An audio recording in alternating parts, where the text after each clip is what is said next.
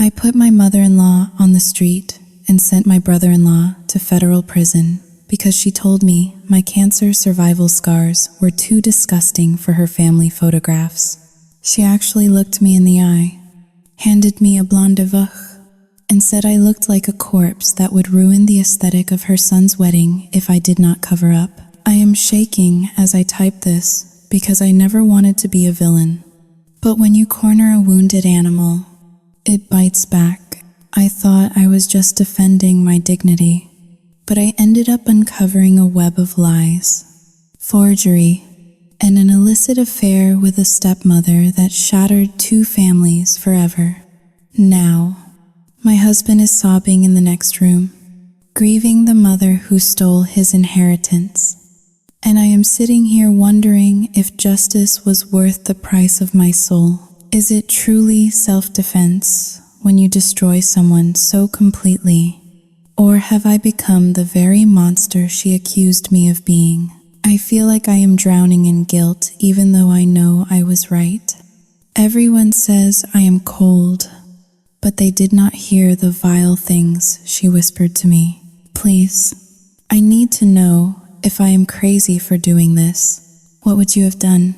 The scar on the right side of my neck is small, barely an inch long, a faded pink line where the port used to be.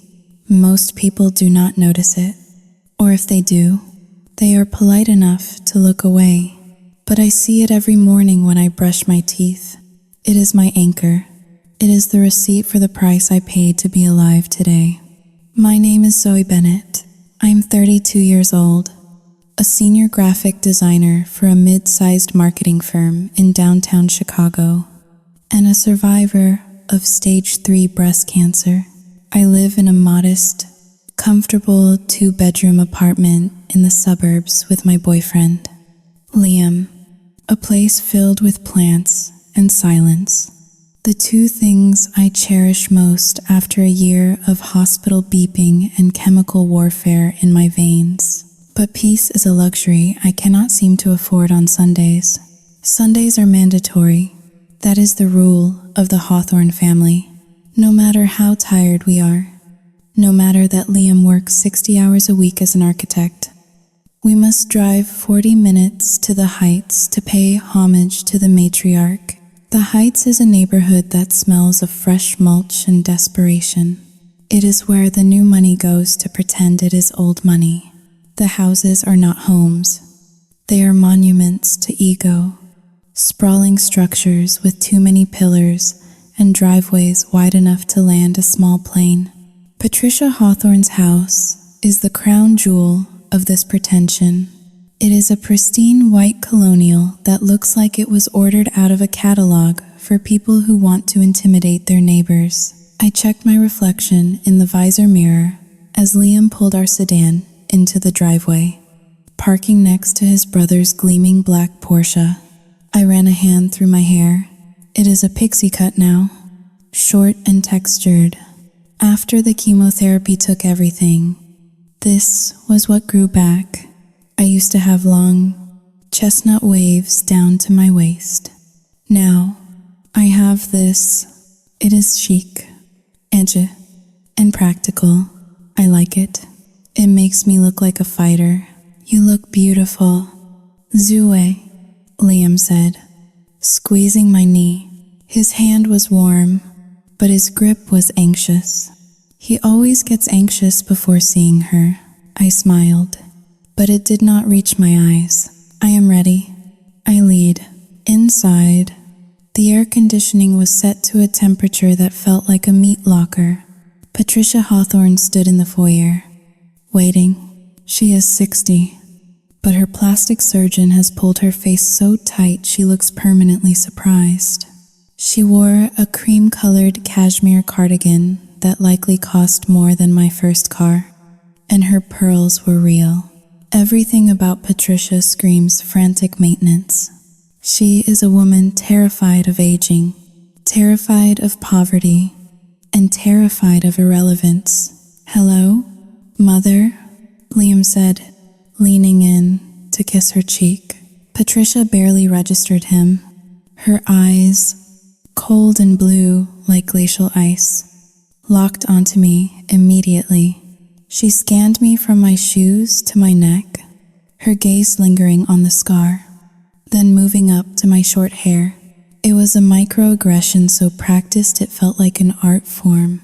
"So," she said, her voice dripping with a sweetness that tasted like saccharin, "you are here, and you are still wearing your hair. Xiao Yu Jing Hao Ling. 2# is greater than like that. It is a style." "Patricia," I said, keeping my voice even. "It is called a pixie cut. It is certainly brave," she replied, turning her back to lead us into the dining room. I just saw a documentary about women in prison. They all had similar haircuts. It is very utilitarian. I felt a spike of heat in my chest. Brave. That is the word people use when they want to insult you but do not want to look like the bad guy. Utilitarian. As if my body is just a machine that broke down and needed to be stripped for parts. Calm down. Zoo. I told myself, she is just a sad, insecure woman who owes $50,000 to the credit card company. Do not let her see you bleed. We sat at the long mahogany dining table. It was set for 4, with silverware so heavy it felt like a workout to lift a fork. Brad was already there, nursing a scotch. Brad Hawthorne, the golden child. He is 2 years older than Liam, louder, broader, and significantly more arrogant. He is the chief executive officer of a technology startup that I am 90% sure is just a shell company for laundering his bad decisions. But to Patricia, he is the second coming of Christ. "Did you see the invitation proofs I sent over?" Brad asked, not bothering to say hello. He was looking at Liam, but speaking to the room. The wedding, the topic that had consumed the last 6 months of our lives. Brad was marrying Jessica Hamilton, the daughter of a real estate tycoon. It was not just a marriage. It was a merger. The Hamiltons had money. Real money. Not the credit debt facade the Hawthorns were living behind. "They look great, Brad," Liam mumbled, unfolding his napkin. "Great? They are gold leaf." "Liam," Brad scoffed, "hand-pressed in Italy. Each invitation costs $40 to mail. We are renting out the entire Silverado Resort in Napa Valley for 3 days. It is going to be the event of the decade." Patricia beamed, her face finally animating with genuine pleasure. "It will be perfect. The Hamiltons are inviting senators." "Zoo, senators. We have to make sure everything is up to their standards." She looked at me again. She was cutting into her steak with surgical precision, but her eyes were dissecting me. "Speaking of standards," Patricia said, pausing with a piece of meat halfway to her mouth. "I was speaking with Jessica's mother yesterday. She is such a refined woman. She was asking about the wedding party photographs. She is very concerned about Xiao Yu Jing Hao Ling. 2# is greater than symmetry." I took a sip of water, sensing the trap. "Symmetry?" "Yes," Patricia continued. "All the bridesmaids have long, flowing hair. Jessica has that beautiful mane. Even the flower girls. We want the family photographs to look timeless, classy, not Xiao Yu Jing Hao Ling. 2# is greater than jarring." The room went silent. The only sound was the grandfather clock ticking in the hallway, counting down the seconds of my patience. "Are you saying my hair is jarring?" I asked. I put my glass down slowly. "Oh, stop being so sensitive." "Zoe." Patricia Seahill, waving her hand dismissively as if swatting a fly. "You always make everything about your illness." "I'm just talking about aesthetics. It is a black tie event. Darling, short hair on a woman in a ball gown can look so haling. Too hash is greater than harsh, especially with that mark on your neck. It draws the eye. Do you not think? Brad chuckled. A low, wet sound. Mom has a point. Zoe, we do not want people thinking Liam brought a boy to the wedding. Liam dropped his fork. It clattered loudly against the china. That is enough. Brad, it is a joke. Liam, Brad threw his hands up. God, you two are so uptight. No wonder you have not closed that deal on the lake house yet. No sense of humor. I sat there, my hand instinctively reaching up to touch the scar on my neck. My fingers traced the ridge of the skin. They wanted to erase me. That was it. They did not want Zoe, the survivor. They wanted a prop that looked expensive and healthy and generic. They think they can shame me, I thought, staring at the perfectly roasted potatoes on my plate. They think because I have been broken open by doctors and stitched back together that I am fragile. They think I am weak. I looked at Patricia. She was sipping her wine, looking over the rim of the glass with a triumphant glint in her eyes. She thought she had won the round. She thought she had put me in my place. Actually, Patricia, I said, forcing a smile that felt like razor blades. I think short hair shows bone structure, and since I am the only one at this table who did not have to buy mine from a plastic surgeon, I think I will keep it. The air left the room. Patricia's smile vanished. Brad choked on his drink. Liam looked at me with a mixture of terror and awe. For a second, the mask slipped. I saw the pure, unadulterated malice in Patricia's eyes. It was not just annoyance. It was hatred. She hated that I was still here. She hated that I was not afraid of her. Well, she said, her voice dropping to a whisper that carried more threat than a scream. We will see about that. We all have to make sacrifices for family. Zoe, even you, that was the first red flag. I should have stood up, grabbed Liam's hand, and walked out the door right then. I should have never looked back, but I stayed. I stayed because I thought I could handle a mean old woman and her spoiled son. I had no idea that they were not just mean. They were desperate. And desperate people are the most dangerous creatures on earth. 3 days after the dinner from hell, I found myself sitting across from Patricia at the Oaks Country Club. She had insisted on taking me to lunch, claiming she wanted to apologize for the misunderstanding on Sunday. I knew better. Patricia Hawthorne did not apologize. She strategized, but I went anyway. Mostly because Liam had looked at me with those pleading puppy dog eyes and begged me to meet her halfway. The dining room at the Oaks was a study in beige. Beige walls, beige tablecloths, and beige people whispering over their Cobb salads. Patricia ordered a bottle of Sancerre without looking at the price list. She was wearing a pastel yellow suit that made her look like a poisonous canary. I am so glad you came. Zoe, she said, pouring the wine herself before the waiter could reach us. I feel we got off on the wrong foot. Again, I took a sip of water. I am listening. Patricia, she sighed. A long, dramatic exhalation that fluttered the napkin in her lap. Look, I know you have been through a terrible ordeal. The cancer, the treatments. It takes a toll on a woman's psyche. I have been reading about it. Post-traumatic stress is very real. My stomach tightened. Do not diagnose me.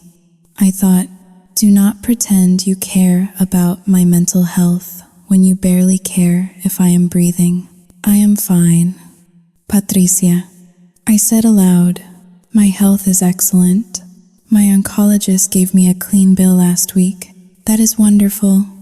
Truly. she said, reaching across the table to pat my hand.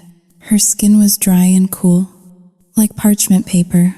But we need to talk about the wedding visuals.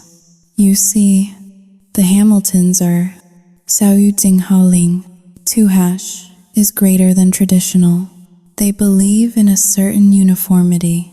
Jessica has chosen a very specific aesthetic for the bridal party and the immediate family. She reached into her oversized designer tote bag and pulled out a glossy photograph. She slid it across the white tablecloth. It was a picture of a wig, a long, cascading waterfall of honey blonde hair with soft curls at the ends. It looked heavy. It looked synthetic. It looked nothing like me.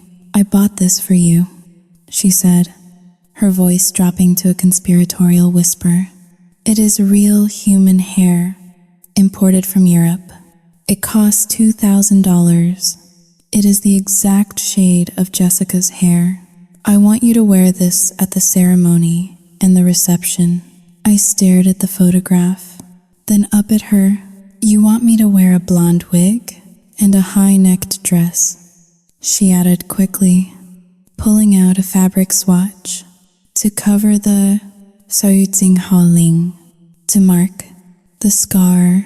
We cannot have people staring at your neck while Brad is saying his vows. It is distracting. Sui, it makes people think of hospitals and death. We want this day to be about life and future.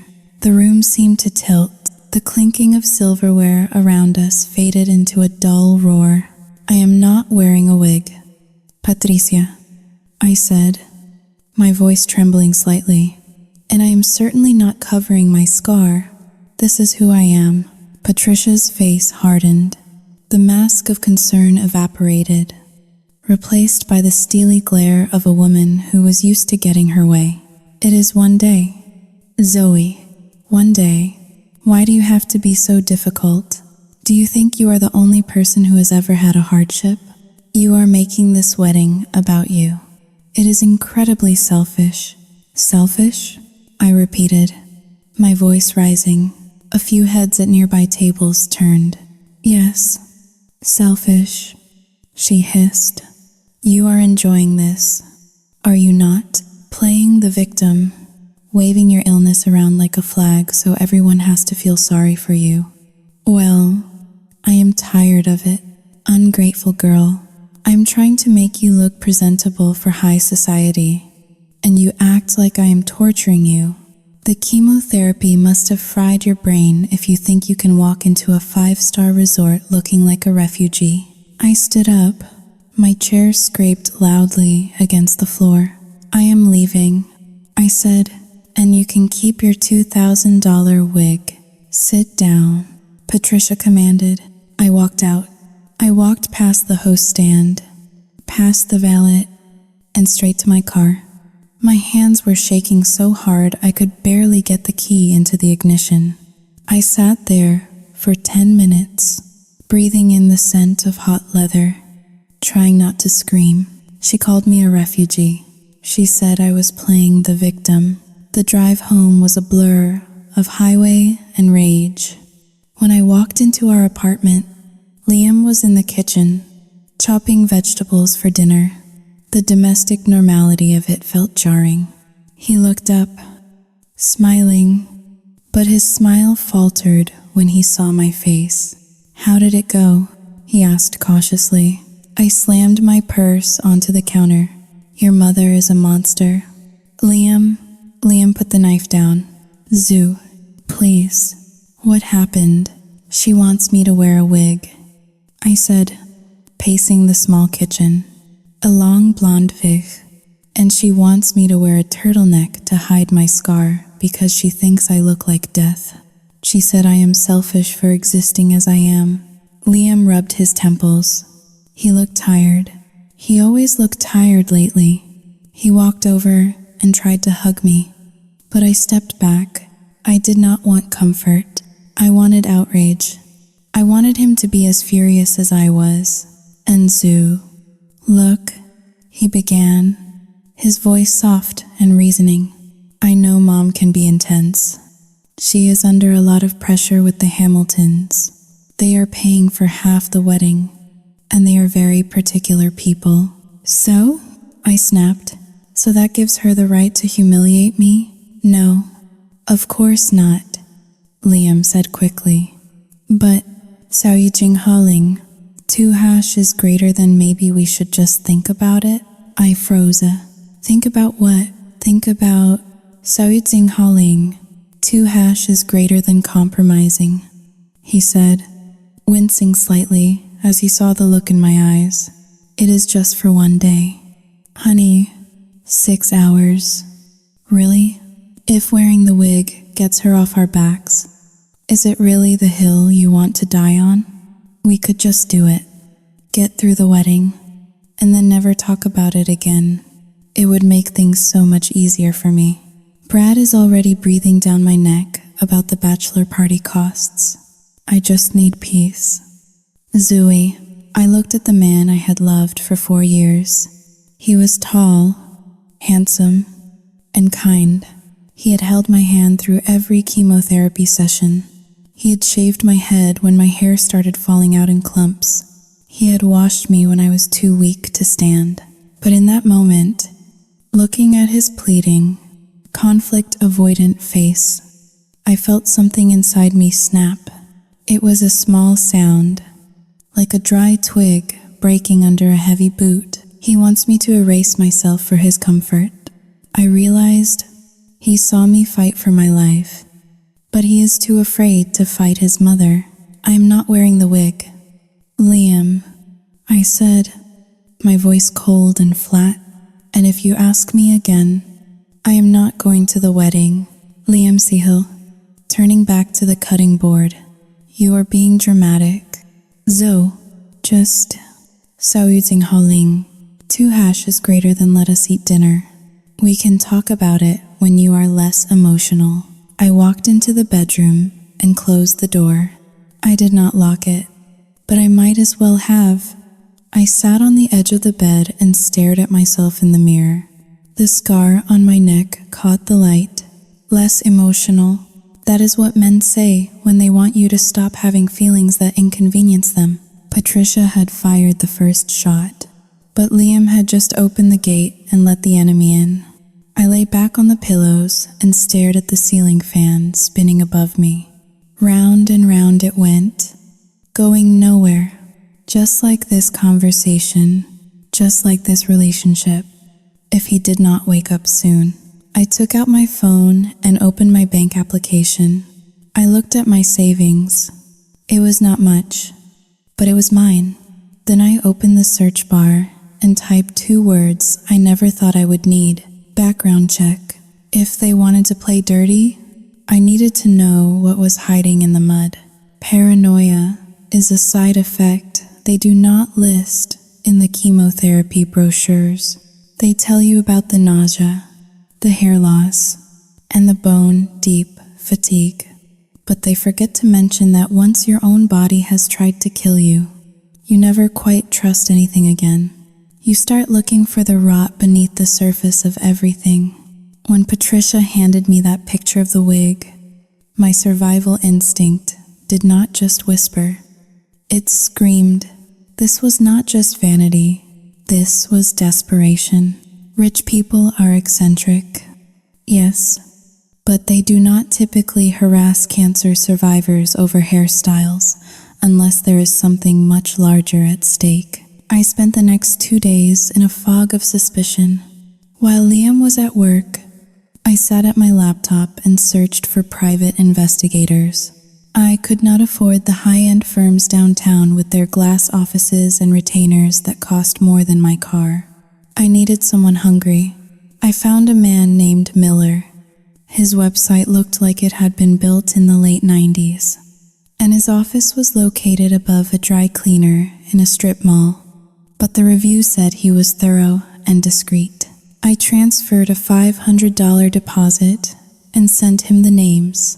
Patricia Hawthorne, Brad Hawthorne, find me the money. I typed, or the lack of it. On Wednesday evening, The atmosphere in our apartment was thick enough to choke on. Liam and I were dancing around each other, speaking in polite, clipped sentences about groceries and laundry, avoiding the elephant in the room that was wearing a blonde wig. Then the doorbell rang. It was Brad. He stood in the hallway, leaning against the doorframe with a forced casualness that made my skin crawl. He was wearing a navy suit that looked like it had been slept in, and the smell of stale scotch and expensive cologne wafted off him in waves. "Hey, little brother," Brad said, pushing past Liam into our living room without waiting for an invitation. "Sue, you look Ling. 2# is greater than healthy." I ignored the jab. "Hello, Brad. To what do we owe the pleasure?" Brad paced around our small living room, picking up a framed photograph of us and setting it back down face down. "Just checking in on the lovebirds. And, actually, I am in a bit of a bind. A cash flow issue. The deposits for the resort and the band all hit at once, and the bank transfer from the trust is lagging. You know how slow those corporate accounts can be." He turned to Liam, flashing a grin that was all teeth and no warmth. "I need a bridge loan." "Liam, just $5,000. I will wire it back next week, as soon as the trust clears." Liam looked at me, then at his brother. $5,000 was a lot of money for us. We were saving for a down payment on a house, a dream that felt further away every day. "I do not know, Brad," Liam said, rubbing the back of his neck. "That is a big chunk of our savings. Come on, man." Brad laughed, slapping Liam on the shoulder. "It is me. I am good for it. The Hamilton merger. Ling. 2# is greater than The wedding. Ling. 2# is greater than is going to change everything. Once I am married to Jessica, our assets combine. You know how loaded her old man is. I will pay you back double. 10,000. Consider it an investment." Investment. The word hung in the air. Liam Sehil, the fight leaving his shoulders. He walked to the desk where his checkbook was. "Fine, but I need it back by the 1st of the month." "Brad, I mean it." While Liam wrote the check, I excused myself to the kitchen to make tea. I needed to get away from Brad's frantic energy. I filled the kettle, my hands trembling slightly. Through the thin drywall that separated the kitchen from the living room, I could hear the murmur of their voices. Then, the front door opened and closed. Liam had gone down to the lobby to get the mail. I stood still, waiting for the water to boil, when I heard Brad's voice again. He was not talking to Liam. He was on his phone. I crept closer to the doorway, pressing my back against the wall. "Listen to me, Marcus," Brad hissed. His voice was low, trembling with a mixture of rage and fear. "I told you, I do not have the full 50 yet. I just got 5 from my idiot brother. That covers the interest, right? Just call off the dogs." There was a pause. I could hear the heavy silence of the apartment amplifying his breathing. "Yes, the wedding is happening," Brad shouted in a whisper, his voice cracking. "It is a done deal. The Hamiltons are signing the partnership agreement the morning after the ceremony. That influx clears everything. All of it. You will get your money. Just do not. Ling. 2# is greater than do not come to the resort. If Jessica's father sees you, the whole thing blows up." I held my breath. My heart was hammering against my ribs like a trapped bird. "I promise," Brad said, his voice dropping to a whimper. "If this wedding does not happen, I am a dead man anyway. So just wait. 2 weeks. Give me 2 weeks." The kettle began to whistle. I lunged for the stove and turned it off before it could scream. But the damage was done. I heard Brad shift in the living room. "Zoo?" he called out. I counted to 3, composed my face into a mask of boredom, and walked out with 2 mugs. Liam just came back in, waving a stack of envelopes. "Here's the check." "Brad," Liam said, handing over the piece of paper that represented 3 months of our hard work. Brad snatched it, his hands shaking so badly he almost dropped it. "Thanks, brother. You are a lifesaver." Literally, he looked at me one last time, his eyes darting nervously. "See you at the wedding." "Zooey, wear something nice." When the door closed behind him, I felt like I needed a shower. Liam looked at me, looking for approval, looking for absolution. He is family. "Zoo," he said defensively. I looked at Liam, and for the first time, I did not see a kind man. I saw a mark, a victim in waiting. He is not family. Liam, I thought, he is a parasite, and he is feeding on you. 2 days later, I met Miller at a diner on the edge of town. It was raining, a gray, miserable drizzle that slicked the streets and matched my mood. Miller was a small man with a stained tie and eyes that had seen too much. He slid a thick manila envelope across the Formica table. "You were right to be suspicious," Miller said, taking a bite of his burger.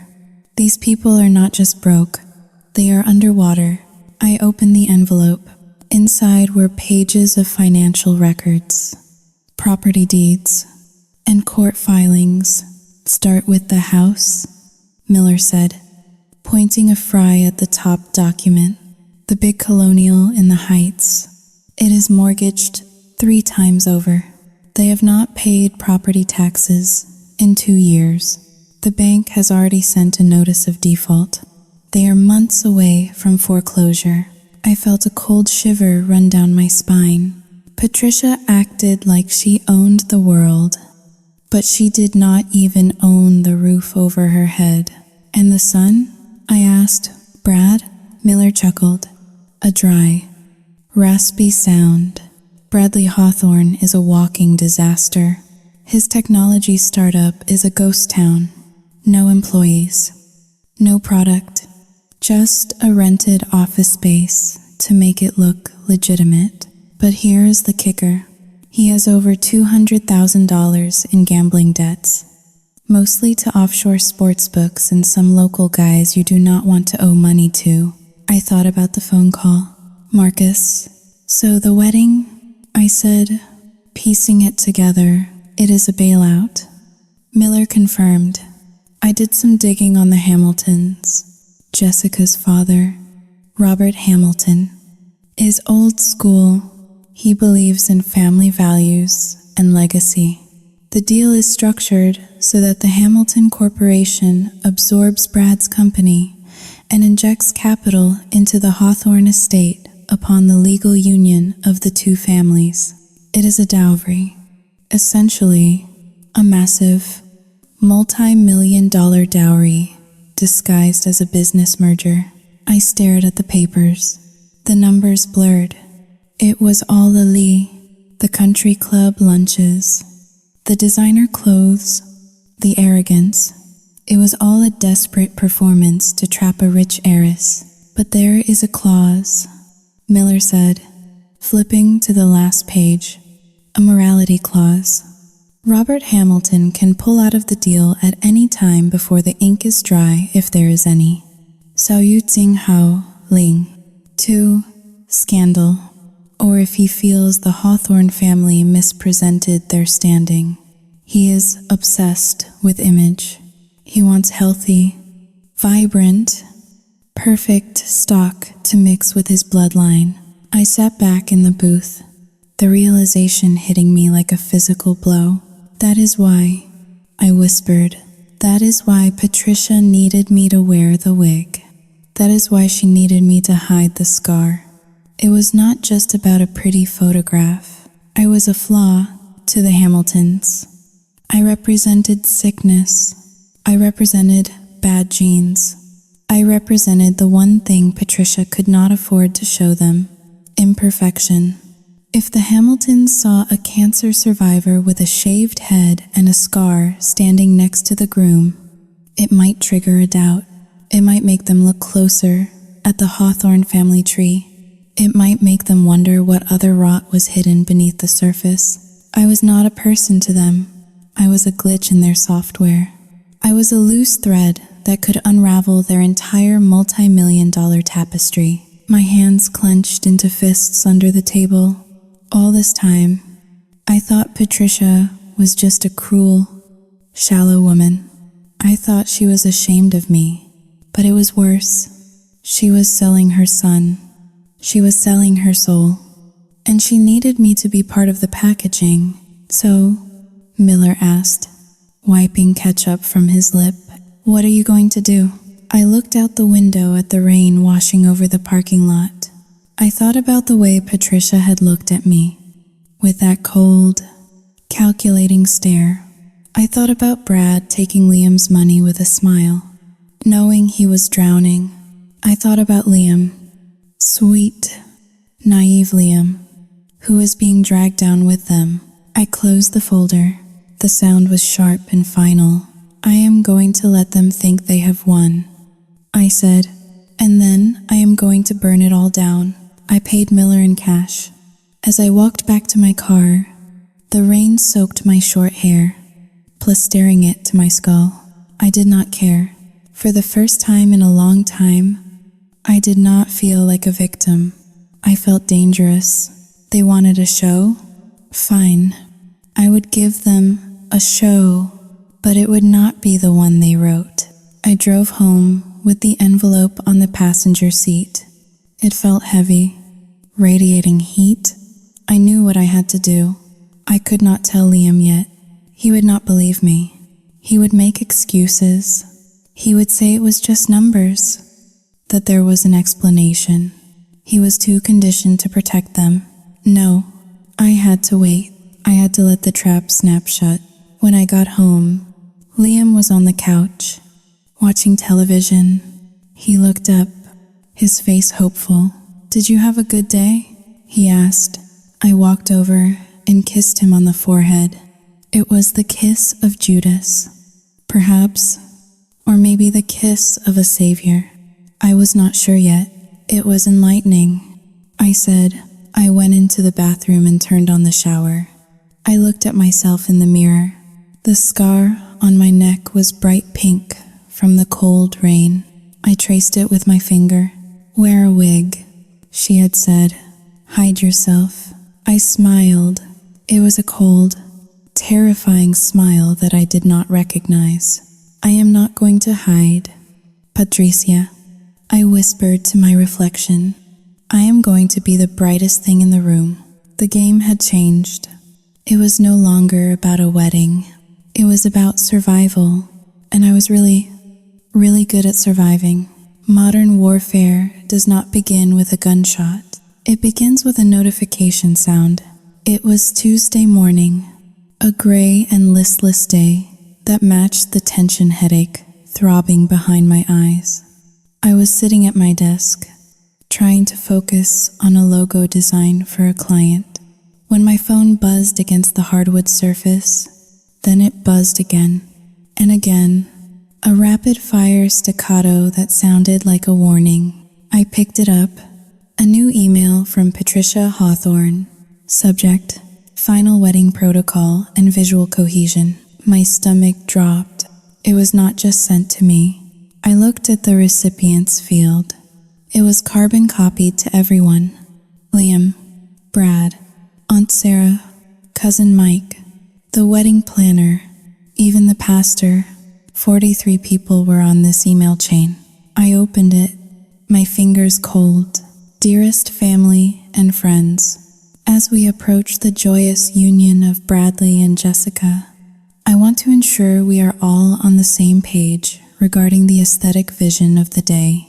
The Hamilton family has been gracious enough to host us, and we owe it to them to present our best selves. To avoid any confusion, I am attaching the grooming guidelines again. For the bridal party and immediate family photos, uniformity is key. We want a look of timeless health and vitality. Zoe, dear, I have had the custom hairpiece sent to your apartment. Please ensure you try it on before the weekend. I know you have expressed some hesitation due to your Ling. 2# is greater than recent medical journey, but I am sure you can put aside personal vanity for the sake of the family album. We would hate for any jarring visual elements to distract from the bride. Also, please remember the high neck requirement. Let us keep things pleasant and polished. Love, Patricia. I stared at the screen. The room went silent, save for the hum of the refrigerator. It was a masterclass in public humiliation. She had framed it as a polite request, but by copying the entire family, she had weaponized social pressure. She was banking on the fact that I would be too embarrassed to make a scene in front of 43 people. She was forcing me to either submit or look like a monster. She just called my survival vanity. I thought. The bile rose in my throat. She called my scar a jarring visual element. Then the texts started.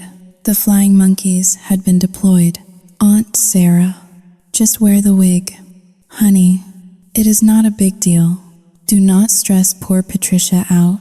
Cousin Mike, seriously. Zoo, just take one for the team. Brad needs this to go smoothly. Unknown number, do not be selfish. You are lucky to even be invited after all the drama. I put the phone down. I felt like I was shrinking. The walls of the apartment felt closer, pressing in on me. This is how abusers work. They isolate you. They make you question your own reality until you feel like the crazy one. For a second, just a terrifying second, I wondered if they were right. Was I being difficult? Was I being selfish for wanting to exist in my own skin? Ling, 2 cancelletto è maggiore di no. I touched the scar on my neck. I remembered the nights I spent vomiting into a bucket while Liam held my hair back. I remembered the fear of dying before I turned 30. I remembered the promise I made to myself that if I lived, I would never apologize for being alive. The front door unlocked. Liam walked in, his face pale. He had seen the email. He dropped his keys on the bowl and looked at me. He did not say a word. He just walked over and pulled me into a hug. He held me so tight I could feel his heart beating against my chest.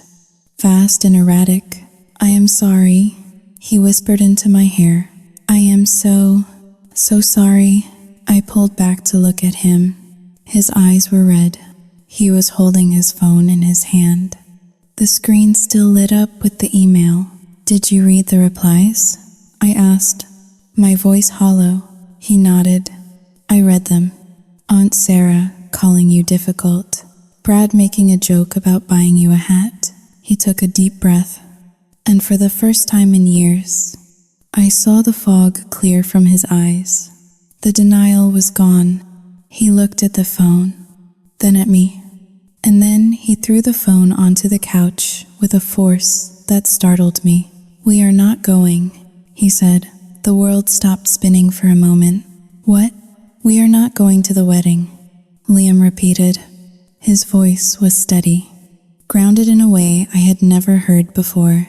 I tried. Zoe, I tried to keep the peace. I tried to tell myself that she is just stressed, that she means well. But this, copying the whole family, shaming you publicly, this is not stress. This is cruelty. But Brad, Ling, 2# is greater than I started. Testing him. Screw Brad. Liam said. He sat down on the coffee table, putting his head in his hands. If he cannot stand up to her for you, For us, then he is on his own. I am done being the peacekeeper. You are my family. Zoe, not them. A profound relief washed over me, followed immediately by a sharp pang of anxiety. I knew what this decision meant. It was a declaration of war. You have to tell her, I said. Liam nodded. He picked up his phone again. His thumb hovered over the screen. He did not text. He dialed. He put it on speakerphone so I could hear. Hello? Patricia's voice chirped. She sounded cheerful, victorious. Did Zoe get the package? We are not coming. Mother, Liam said. There was a silence on the other end. A long, heavy silence that felt like the air before a thunderstorm. Excuse me? Patricia asked, her voice dropping an octave. Zoe and I are not attending the wedding. Liam said, enunciating every word. We are not coming to the rehearsal dinner. We are not coming to the ceremony. You crossed a line today. You humiliated her in front of everyone. I will not stand there and watch you erase the woman I love. Liam? Patricia shrieked. It was a sound of pure, unbridled rage. Have you lost your mind? Do you know who will be there? The Hamiltons. The senators. You cannot do this to your brother. You are the best man. I am resigning, Liam said. If you do not show up, Patricia hissed, her voice trembling with venom. I will cut you off. Do you hear me? Liam, I will write you out of your father's will. You will not see a dime of the estate. You will be dead to this family. I watched Liam's face. He flinched. The threat still held power over him. The conditioned fear of a child being scolded by a giant. But he looked at me. He looked at my short hair, my scar, my eyes. He thinks there is still money. I thought, he thinks there is an estate to lose. I knew the truth. I knew from the documents in my safe that the estate was empty. There was nothing to inherit but debt and shame. Patricia was threatening him with a ghost, but I did not say anything. Not yet. He needed to make this choice without knowing the safety net was already gone. He needed to choose me over the money. For real? Keep the money. Mother, Liam said quietly. I do not want it. He hung up. The silence in the apartment was deafening. Liam stared at the phone, his hand shaking. He looked like he had just cut off his own limb. I am proud of you, I whispered. He looked up, a sad, broken smile on his face. She is going to come for us. Dewey, you know that. She is not going to let this go. Let her come, I said. We will be gone. We spent the next hour packing. We booked a small cabin 3 hours north, deep in the woods, far away from cell service and society expectations. We were going to disappear for the wedding weekend. As I folded my clothes, I felt a strange sense of calm. The bridge was burned. There was no going back now. We were out, but as I zipped up my suitcase, I glanced at the hidden drawer where I kept the investigator's file. Liam thought we were just escaping a toxic mother. He did not know that we were escaping a collapsing building. Patricia had played her hand. She had tried to shame me into submission, but all she had done was free Liam from her grip. And now, with the wedding just days away, without the perfect family photograph to sell to the Hamiltons, her house of cards was about to face a hurricane. I grabbed my phone one last time before turning it off. There were 20 new messages. Insults, pleas, threats.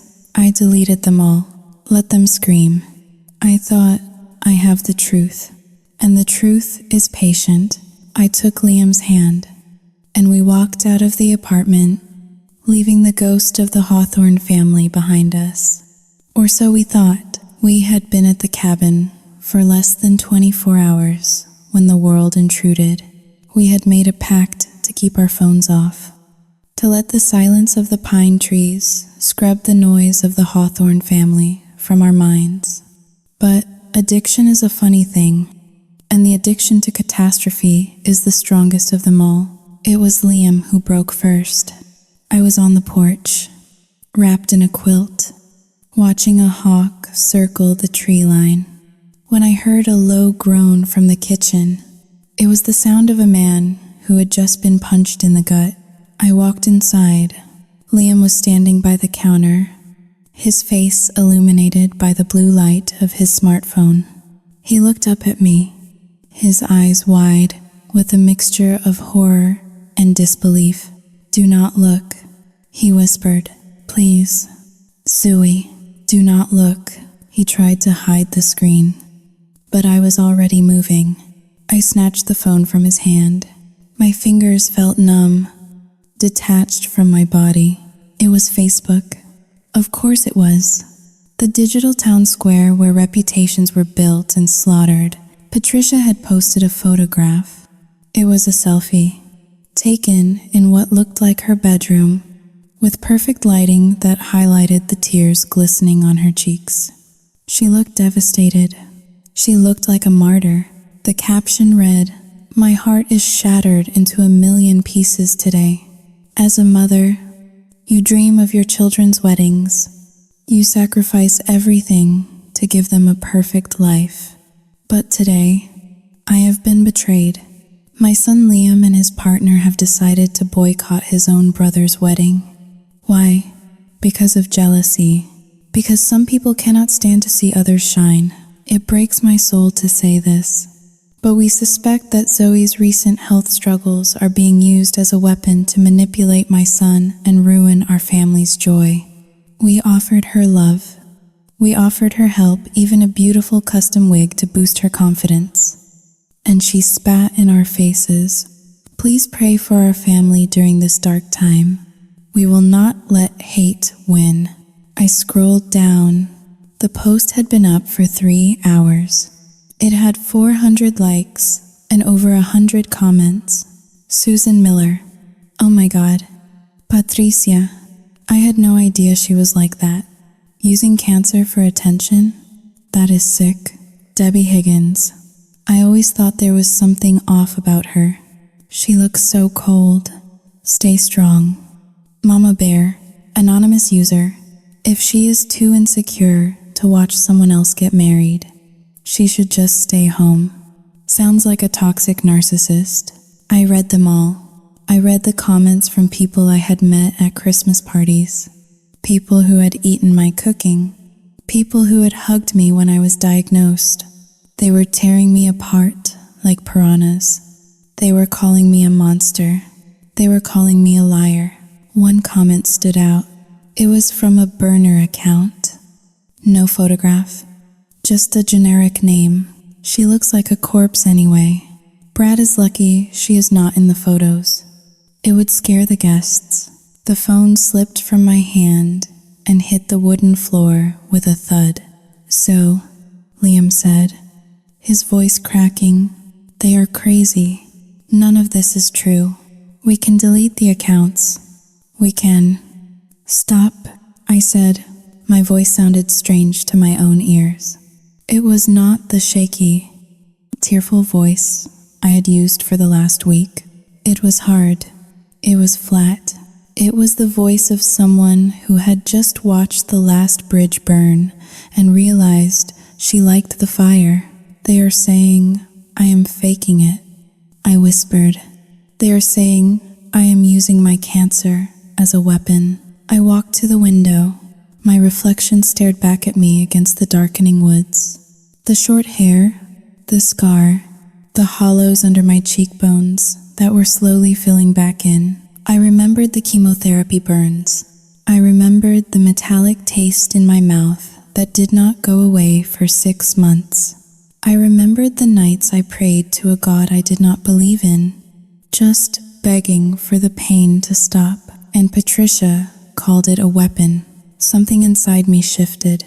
It was a physical sensation, like a gear grinding into place. For months, I had been playing defense, I had been trying to survive, trying to be polite, trying to be the good survivor who smiles and inspires people. I had let them walk all over me because I was too busy being grateful just to be alive. But gratitude is a weakness when you are dealing with predators. I turned back to Liam. He looked terrified. He had never seen me like this. He was expecting tears. He was expecting a breakdown. Instead, I walked over to my bag and pulled out my laptop. "What are you doing?" Liam asked. "I am finishing this," I said. I opened my email and found the thread with Miller, the private investigator. I did not hesitate. I typed with a speed and ferocity that surprised me. Xiaoyu Xinghao Ling. To Miller. I want the full package. Do not just look at the debt. Look at the company. Look at Brad's personal accounts. Look for the fraud. I want everything you have on the Hamilton deal. I want the proof that they are lying to the investors. And I want it by tomorrow night. Money is no object. Bury them. I hit send. Zhu? Liam asked softly. He was standing in the middle of the room, looking lost. What are you doing? I looked at him. I loved him. But he was soft. He still thought this was a family squabble. He did not realize it was an execution. I am protecting us. Liam, I lead. Inner monologue. I was not protecting us. Not really. I was hunting. Patricia wanted a villain. She wanted to paint me as the jealous, vindictive monster who ruined her perfect life. Fine. I would be the villain. I would be the nightmare she told her friends about. She thought the wig was the issue. She thought my appearance was the problem. She had no idea that while she was worrying about photographs, I was holding the match that would burn her entire legacy to the ground. I went to the bathroom and splashed cold water on my face. I looked into my own eyes. They were dry. I had cried enough tears for one lifetime. The victim Zoe died in that cabin. The woman who walked out of the bathroom was something else entirely. She was cold. She was calculating. And she was ready to watch the Hawthorne family bleed. Let them have their wedding. I thought, let them have their moment in the sun. Because when the storm hits, they are going to wish they had never mentioned my name. I walked back out to the porch. The sun had set, and the woods were pitch black. I sat in the darkness, listening to the wind howl through the trees, and for the first time in days, I smiled. It was not a nice smile. The silence of the woods at 2 a.m. is not truly silent. It is a heavy, living thing. It breathes with the rustle of pine needles, the snap of dry twigs under unseen paws, and the low hum of the wind pressing against the glass. In the city, silence is just the absence of noise. Out here, it is a presence. I was awake. I had been awake for hours, lying next to Liam, staring at the exposed wooden beams of the cabin ceiling. My mind was a carousel of vengeance, spinning round and round. I kept replaying Patricia's Facebook post in my head, dissecting every word, every lie, sharpening my hatred until it felt like a physical weapon in my chest. Liam was asleep, but it was a restless, twitching sleep. Even in his dreams, he could not escape the Hawthorne gravity. The phone rang. It was not a normal ring. In the dead of night, in a cabin miles from civilization, it sounded like a gunshot. Liam bolted upright, gasping for air, his hand flailing in the darkness to find the source of the noise. The screen of his phone lit up the room with a harsh, ghostly blue light. It was Brad. I sat up, pulling the quilt around my shoulders. The air in the cabin was freezing. Answer it, I whispered. Liam's hand trembled as he swiped the screen. He put it on speaker. setting the phone on the nightstand between us like a ticking bomb. "Brad?" Liam croaked, his voice thick with sleep. For a moment, there was only sound, heavy, wet breathing, the background noise of chaos, shouting, something shattering, the wail of a distant siren. "It is over," Brad's voice slurred. "It is all over." Liam rubbed his eyes, trying to wake up. "What? What is over? The rehearsal dinner?" "Brad, are you drunk? I am ruined." "Liam?" Brad screamed, the sound distorted through the tiny speaker, scratching at the air. They left. Everyone left. Jessica, Xiao Yuting Haoling. 2 is greater than she. Xiao Yuting Haoling. Due. Oh God, my heart began to hammer against my ribs. I looked at the digital clock. It was Sunday morning. The wedding was supposed to be in 12 hours. "What happened?" I asked, leaning closer to the phone. Brad ignored me. Or maybe he did not hear me over his own panic. "She found us," he sobbed, a pathetic, heaving sound that made my skin crawl. "Jessica came looking for her earrings. In the suite, she walked in. Found you with who?" "Brad?" Liam asked, his voice sharpening with dread. "With Elena," Brad whispered. The name hung in the cold air of the cabin. I looked at Liam. He looked confused. "Elena?" Liam asked. "You mean Xiao Yuting Haoling? 2 is greater than Jessica's stepmother?" "Yes," Brad wailed. "God help me. Yes, we were just Xiao Yuting Haoling. 2 is greater than it just happened. We were in the dressing room, and we had a few drinks, and she was stressed about the seating chart, and I was stressed about the debt, and we just... Xiao Yuting Haoling. 2 is greater than we just needed release." I covered my mouth to stifle a gasp. It was not a gasp of horror. It was a gasp of pure, dark shock. I had expected financial ruin. I had expected a fight. I had not expected this. Brad Hawthorne, the golden child, the savior of the family legacy, had been caught sleeping with the bride's stepmother on the eve of his wedding. It was so grotesque, so incredibly stupid, that it almost felt like fiction. But the raw terror in Brad's voice was very real. Jessica screamed. Brad continued, his voice rising in hysteria. She threw a vase at me. Her father, Xiao Yuting Haoling, 2 Raute, ist größer als Robert Hamilton. Xiao Yuting Haoling, 2 is greater than he came in with security. He saw me. He saw me with his wife. Liam, he pulled a gun. Security had to tackle him. I closed my eyes, visualizing the scene.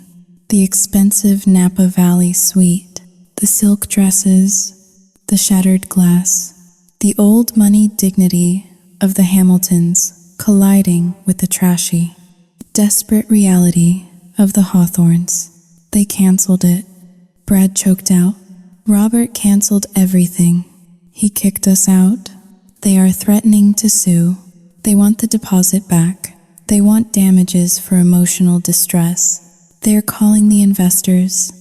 Liam, they are pulling the merger. I am going to jail. I am going to jail. Then there was a scuffling sound on the other end of the line. The phone was snatched away. "You," a voice shrieked. It was Patricia, but it did not sound like the Patricia who sipped Sancerre at the country club. This was a feral animal. Her voice was shredded, raw from hours of screaming. "This is your fault," she screamed. Liam recoiled from the phone as if it had burned him. "Mom, what are you talking about? We are not even there. It is your negative energy," Patricia raved. "You and that, Xiao Yuting Haoling. 2 is greater than that bald witch you live with. You jinxed this. You put a curse on this family. I leaned over the phone. My fear was gone. In its place was a cold, hard clarity. Patricia, I said, my voice steady. Brad slept with his mother-in-law. I think he managed to curse himself just fine without my help. Do not you speak to me, she shrieked. You did this. You refused to wear the wig.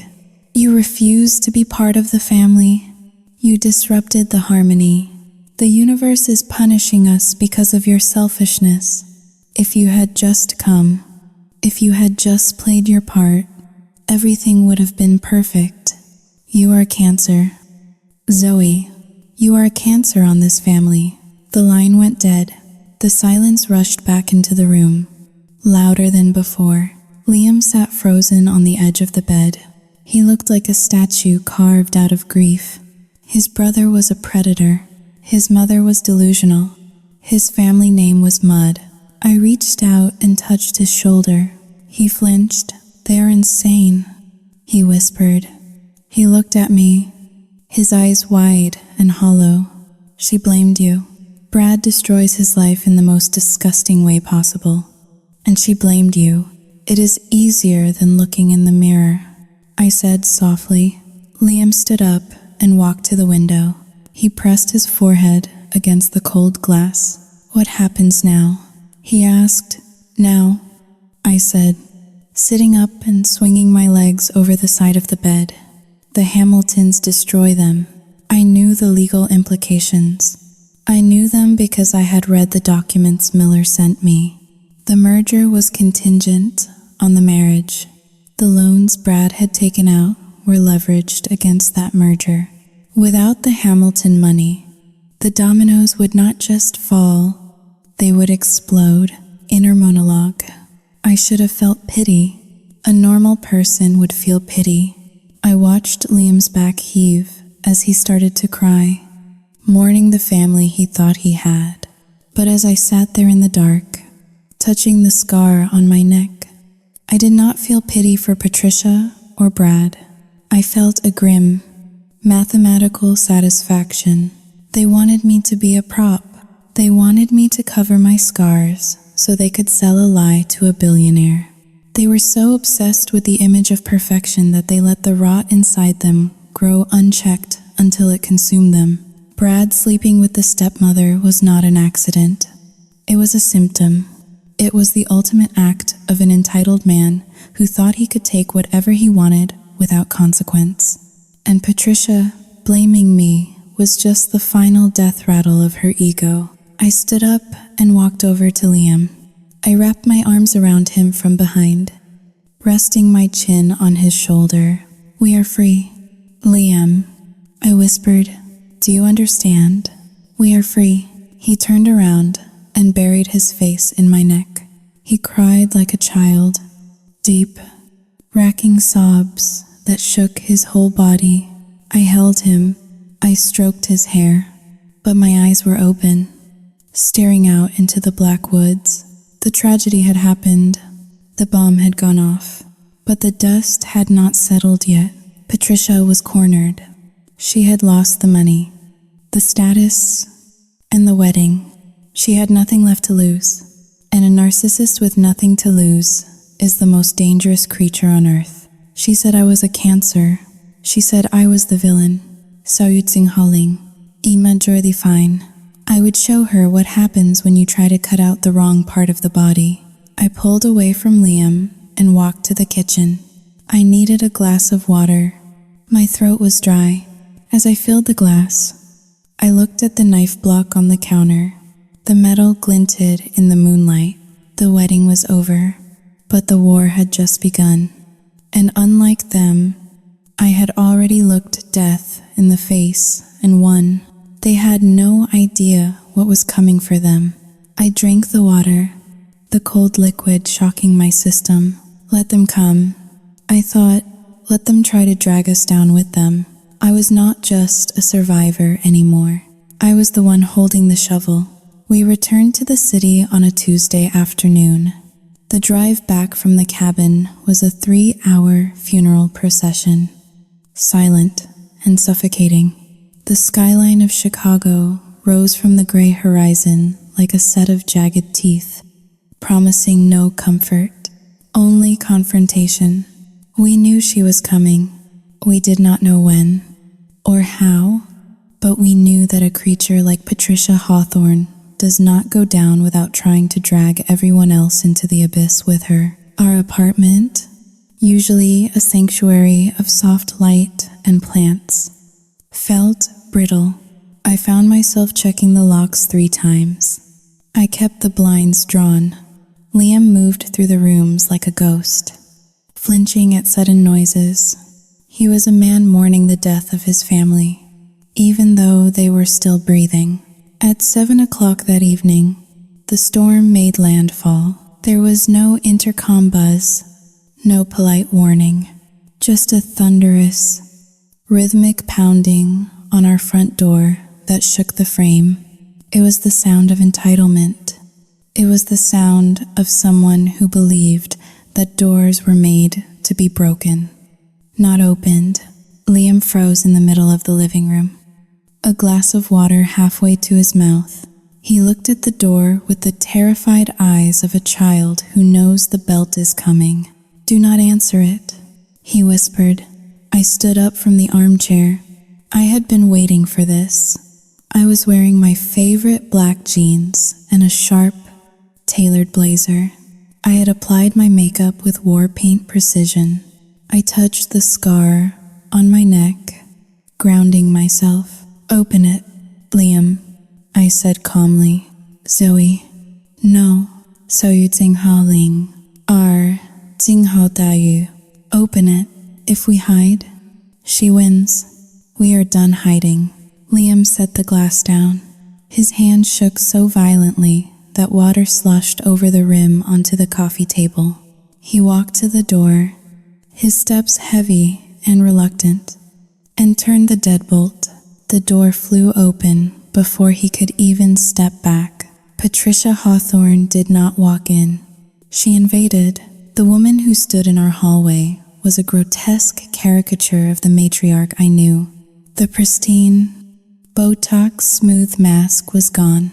Her hair, usually a helmet of hairspray and perfection, was frizzy and coming loose from its pins. Her eyes were rimmed with red, raw from sleeplessness and rage. She was wearing a Chanel suit, but it was wrinkled, and there was a small, dark stain on the lapel that looked like wine or blood. She smelled of stale perfume and panic. "You," she screamed, pointing a manicured finger at Liam. Her voice was a shredder, tearing through the quiet of the building. "You ungrateful, spineless little traitor. Mother, please."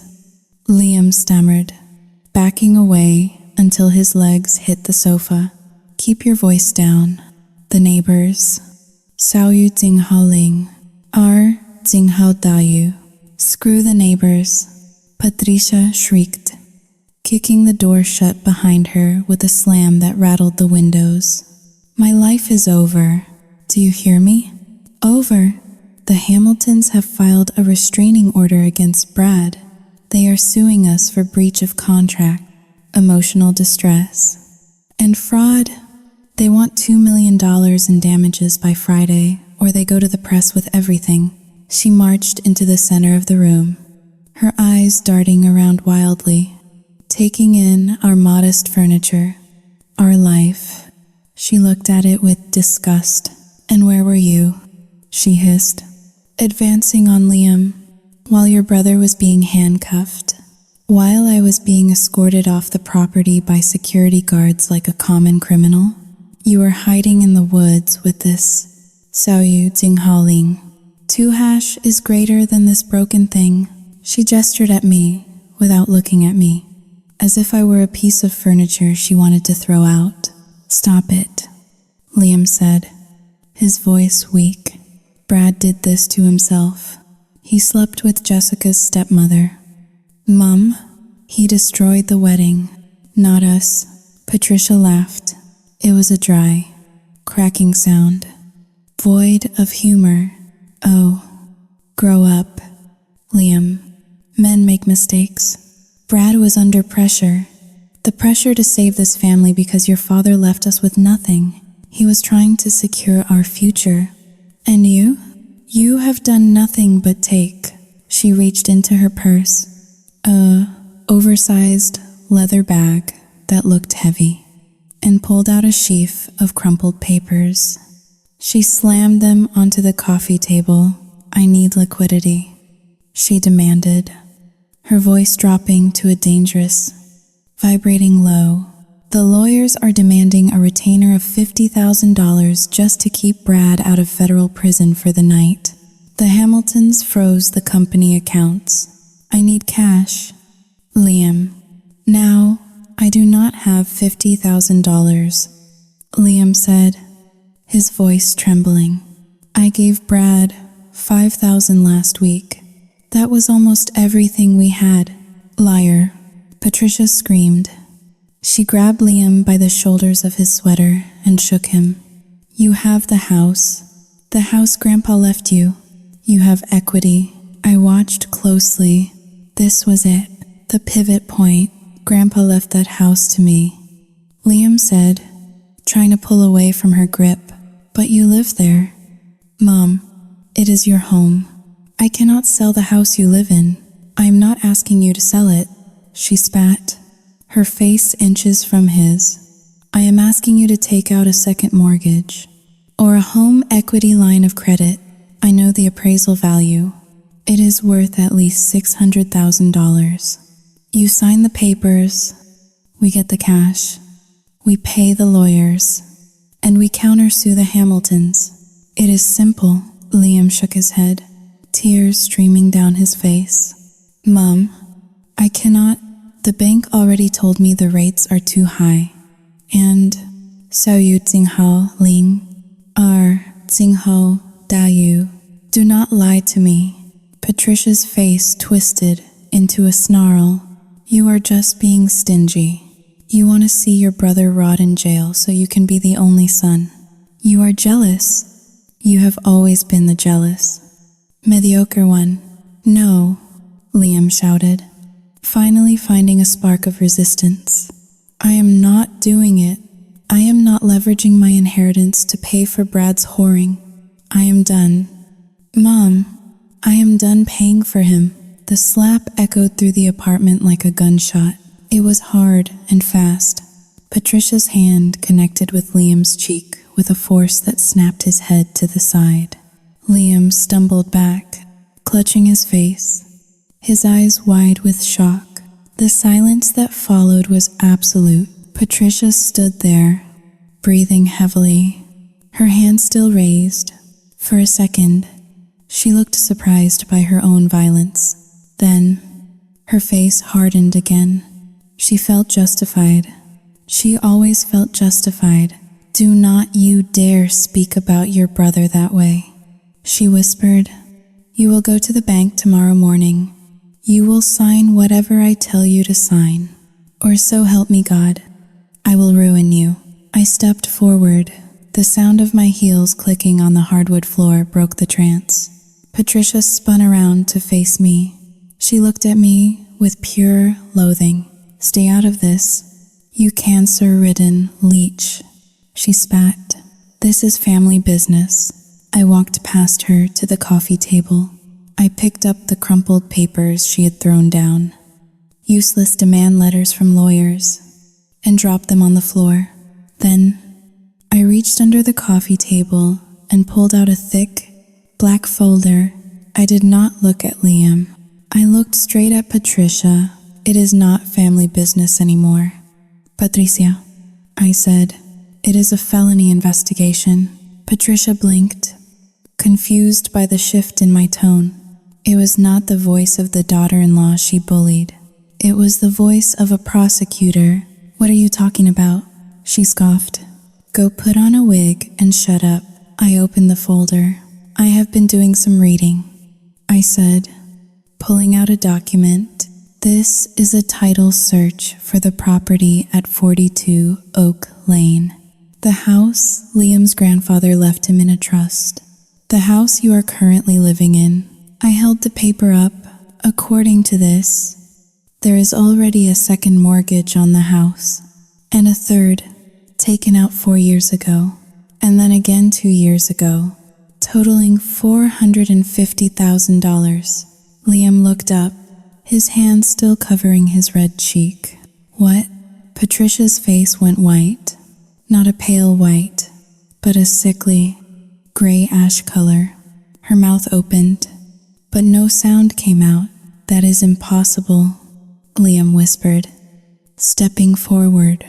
I never signed for a mortgage. The house is paid off. Grandpa paid it off in 1998. Yes, I said, turning to Liam, but keeping my eyes locked on Patricia. You did not sign it, but someone did. I pulled out the next document. It was a copy of the loan application. At the bottom, in shaky blue ink, was the signature, Liam Hawthorne. I looked at Patricia.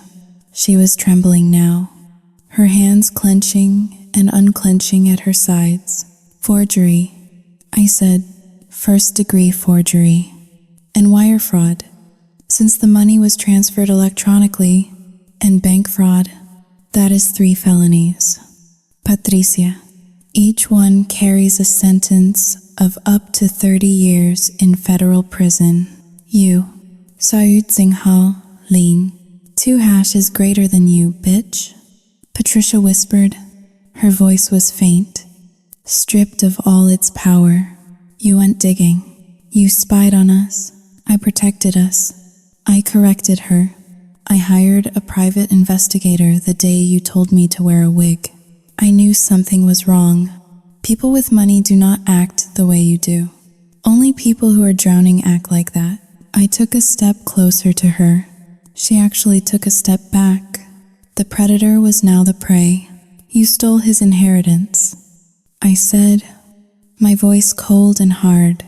You forged his name to fund your country club membership and Brad's gambling debts. You have been living on stolen time and stolen money for years.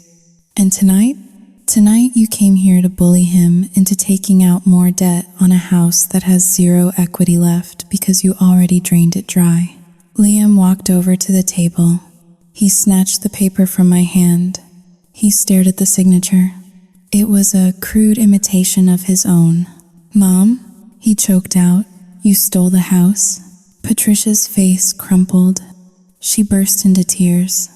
But they were not tears of remorse. They were the tears of a child caught stealing candy. I had to, she wailed, throwing her hands up. Your father left us with nothing. I had to maintain appearances. The Hamiltons would never have looked at Brad if we lived in a condo. I did it for you. I did it for the family name. For the family name? Liam shouted. His voice broke, high and painful. You stole my future to buy Brad a Porsche. You hit me in the face because I would not give you money you already stole. He looked at her with a look I will never forget. It was the look of love dying. It was the look of a cord being cut. Get out, Liam said. Patricia stopped crying instantly. Her eyes narrowed. You cannot kick me out. I am your mother. I own you. I stepped in front of Liam. I was taller than her in my heels. I looked down at her, and I let all the rage, all the humiliation of the past months channel into my gaze. Here is what is going to happen. Patricia, I said, you are going to leave. You are going to walk out that door, and you are never going to call Liam again. You are not going to text him. You are not going to email him. You are going to disappear, and if I do not, she sneered, trying to summon one last shred of bravado. Then I give this folder to the Hamiltons' lawyers, I said, and then I give it to the district attorney. You are already facing a lawsuit. Do you want to add prison time to that? Because I have the proof. I have the dates. I have the bank records. I can put you in a cell next to Brad by tomorrow afternoon. Patricia looked at the folder. Then she looked at Liam. She saw the stone wall in his eyes. She saw the bruising starting to form on his cheek where she had struck him. She realized, finally, that she had lost. She straightened her jacket. She wiped her nose with the back of her hand. She tried to summon her dignity, but it hung off her like rags. "You are a cruel, heartless woman," she said to me. "You ruined my son." I smiled. It was a sharp, dangerous smile. "I saved him from you," I said. "Now get out of my house." Patricia looked at Liam one last time. "Liam, baby, please, 小玉静好令, or 静好大玉, go," Liam said. He turned his back on her. Patricia let out a sob of frustration. She turned and marched to the door. She paused at the threshold, looking back at the apartment, at the life she could not control. Then she slammed the door behind her. The silence that followed was heavy, but it was clean. It was the silence after a fever breaks. Liam stood with his back to me for a long time. His shoulders were shaking.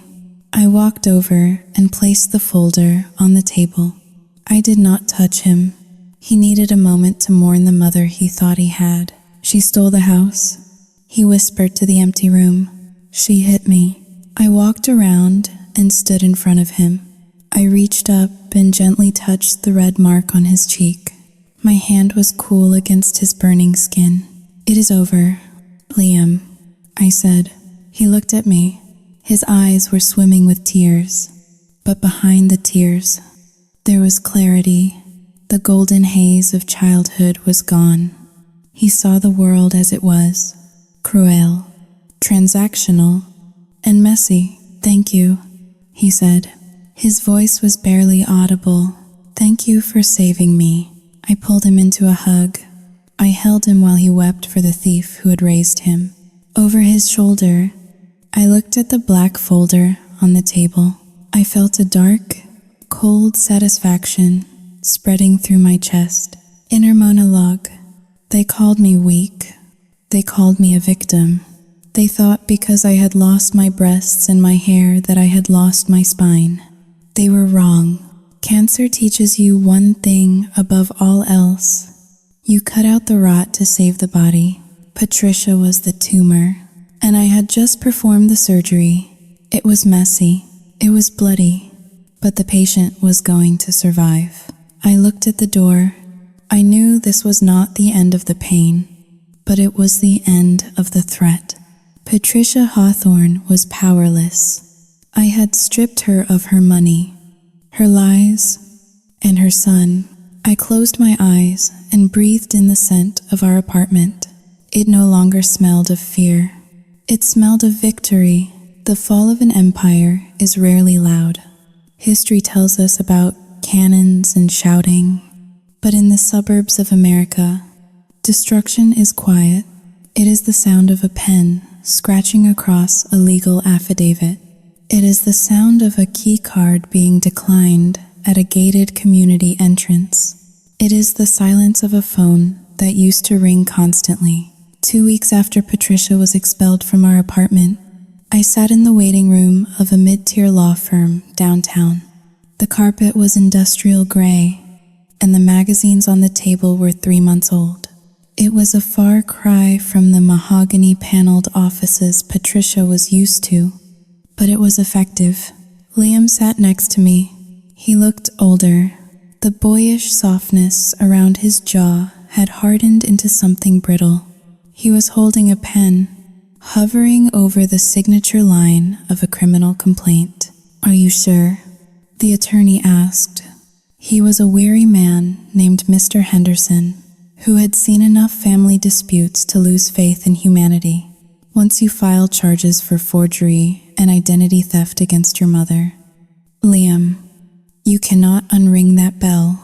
The district attorney will pick it up. It goes to a grand jury." Liam looked at the paper. It detailed the 3 fraudulent mortgages, the drained trust fund, the years of lies. "She stole the house," Liam said, his voice flat. "She stole my future." He signed his name. The scratch of the pen sounded like a bone breaking. Inner monologue. I watched him sign, and I felt a surge of validation. For years, Patricia had conditioned him to be the sacrificial lamb. She raised him to be eaten. Breaking that programming was the hardest thing I have ever done. But looking at his signature, I knew the cord was finally cut. He was no longer her son. He was her victim, and victims strike back. The fallout was swift and brutal because the Hamiltons were involved. The story did not stay private.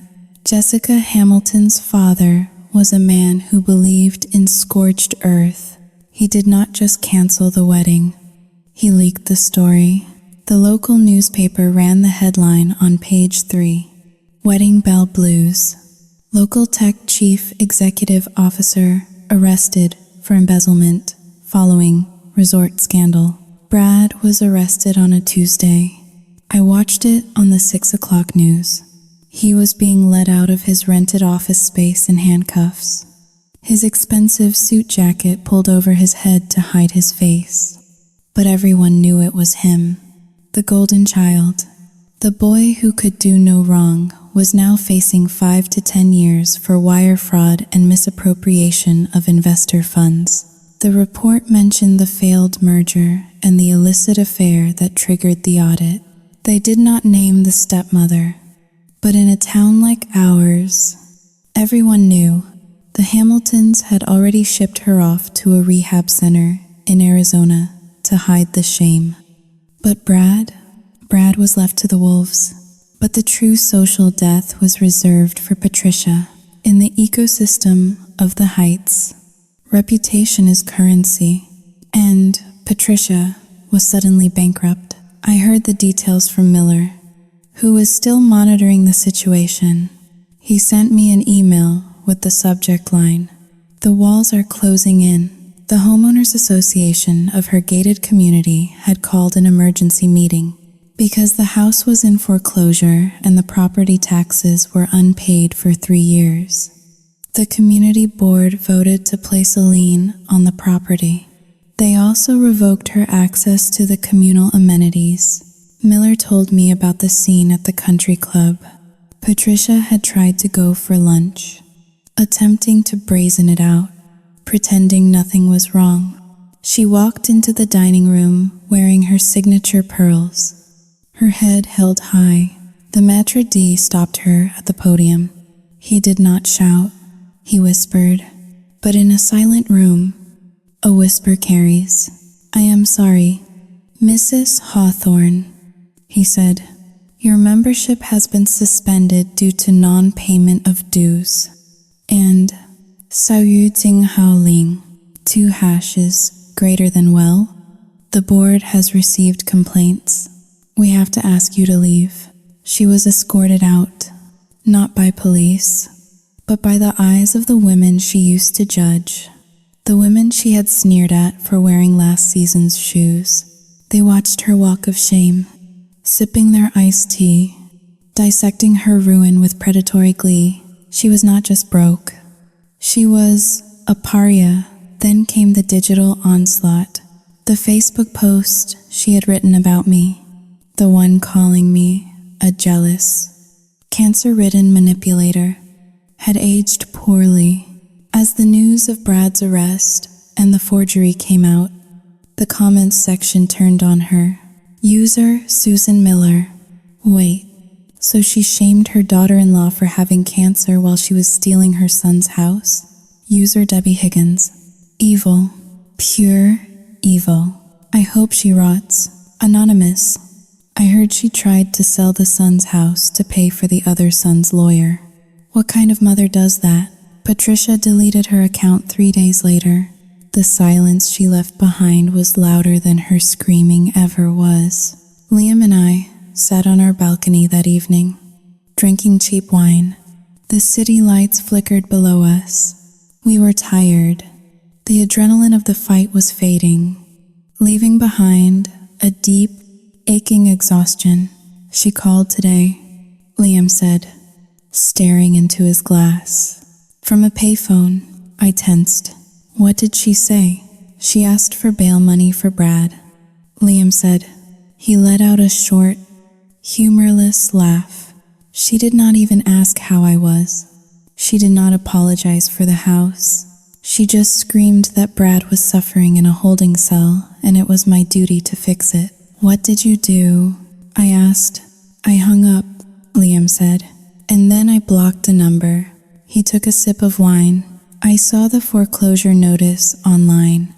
He continued. The bank is auctioning the house next month. She has 30 days to vacate. Where will she go?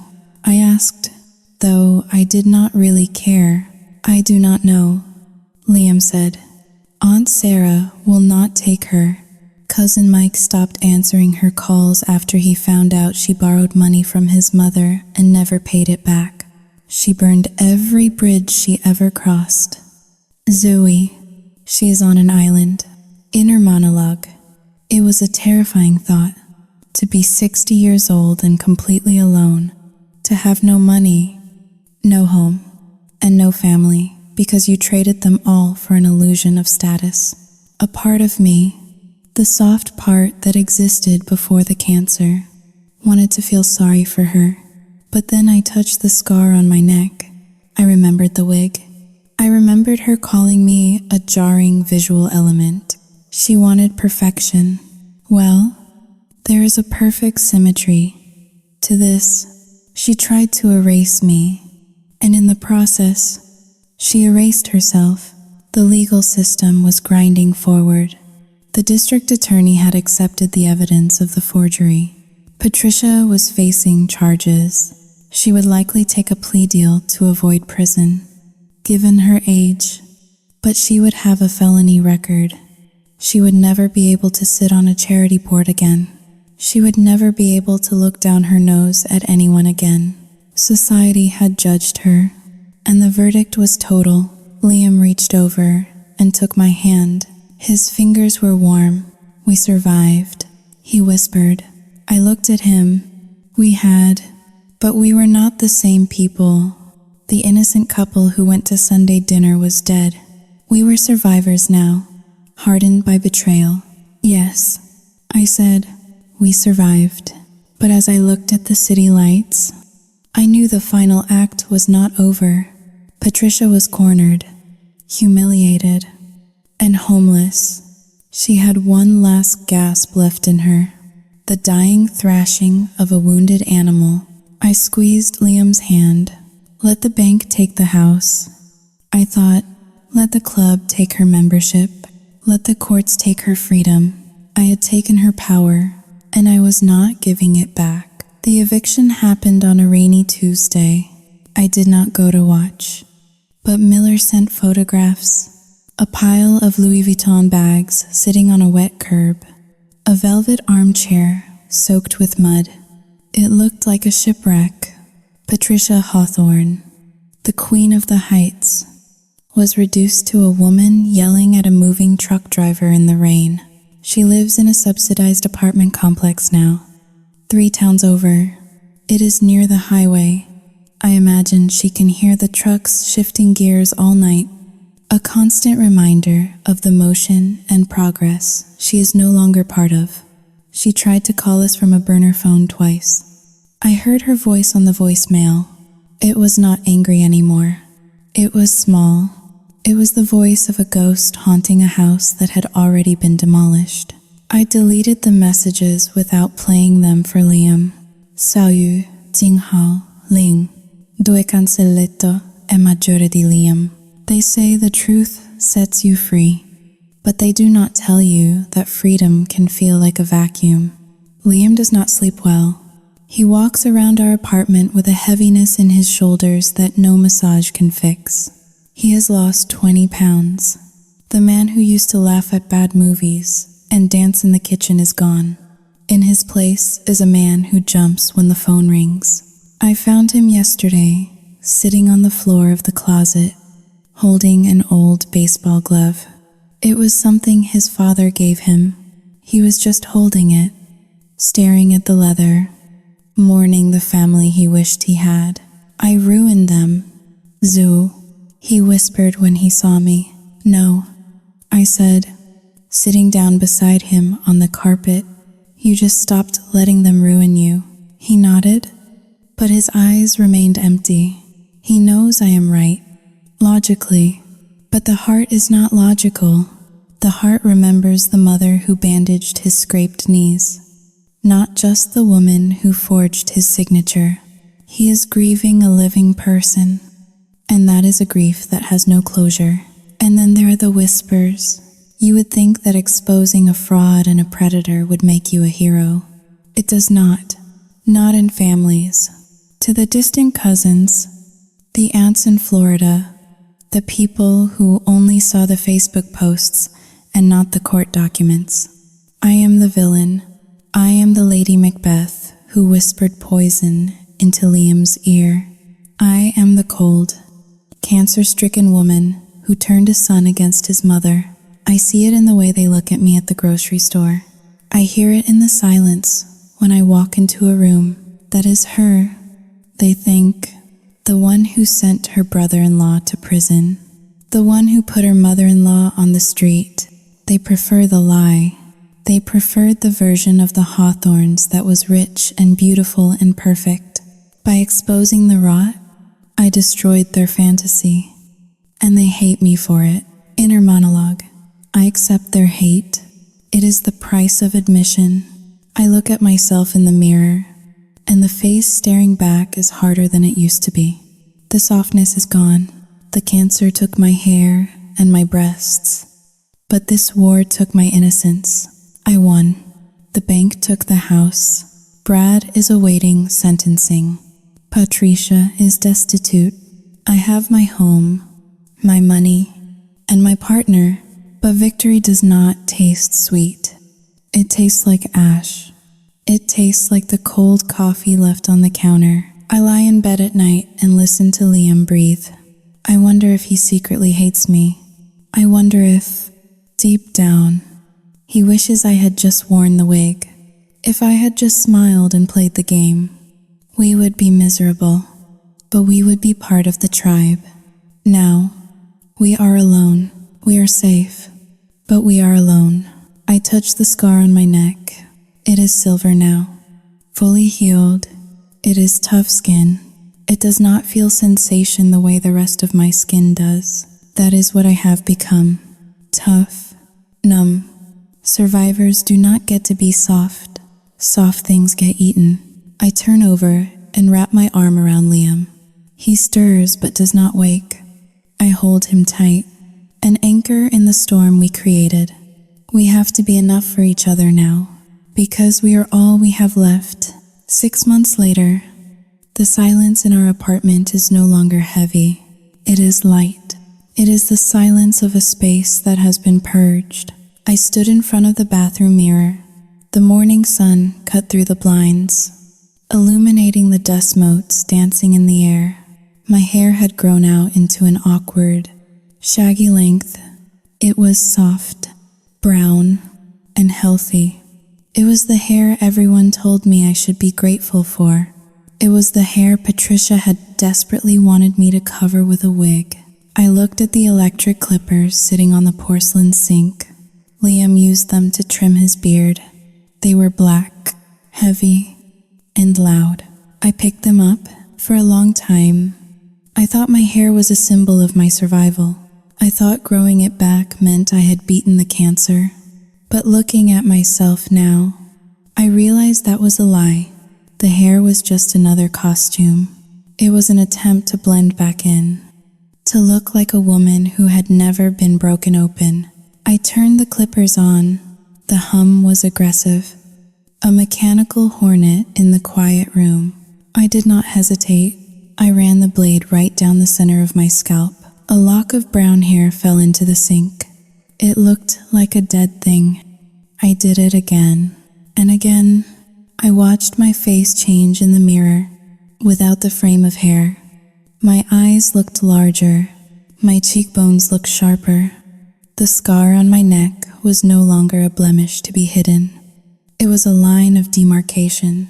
When I was finished, I ran a hand over my scalp. It was prickly and raw. I looked terrifying. I looked beautiful. I applied lipstick, a deep, violent shade of red. I put on a backless dress that showed every vertebra of my spine. I was not hiding anything anymore. When I walked out into the living room, Liam looked up from his book. He froze for a second. I saw the ghost of his old conditioning, the reflex to be shocked by something so unconventional. But then he smiled. It was a slow, genuine smile that reached his eyes. He stood up and walked over to me, placing a hand on my bare head. "You look dangerous," he said softly. "I am dangerous," I replied. We walked out of the building hand in hand.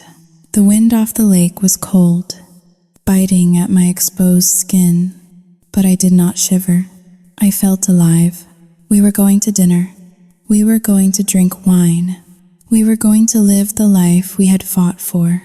Miles away, in a cramped apartment complex next to the interstate highway, another woman was looking in a mirror. Patricia Hawthorne sat at a chipped vanity table she had salvaged from the estate sale. The fluorescent light in the room flickered with a low, annoying buzz. She was holding a photograph in her trembling hands. It was an old picture, taken 10 years ago at a gala. She looked regal in it. She looked powerful. She looked up at her reflection. The woman in the mirror was gray. Her skin sagged. Her eyes were dull. There were no phone calls to answer. There were no galas to attend. There was only the sound of trucks rumbling past on the highway. Shaking the thin walls of her cage, she opened her mouth to scream, to rail against the injustice of it all. But no sound came out. She had screamed herself hoarse months ago. Now, there was only silence. She was alone in the dark, trapped in a prison built of her own vanity, back in the city. I caught my reflection in a shop window as we walked past. A bald woman with a scar and a red smile. People stared. Let them stare. I remembered the email, "Wear a wig or do not come." I did not wear the wig, and I did not just come. I arrived. They call me the villain in their stories, the cruel daughter-in-law who destroyed a family. I do not mind. History is written by the survivors, and I am the one holding the pen. I squeezed Liam's hand. He squeezed back. We walked into the night. Two villains in a world of victims. Finally, perfectly free.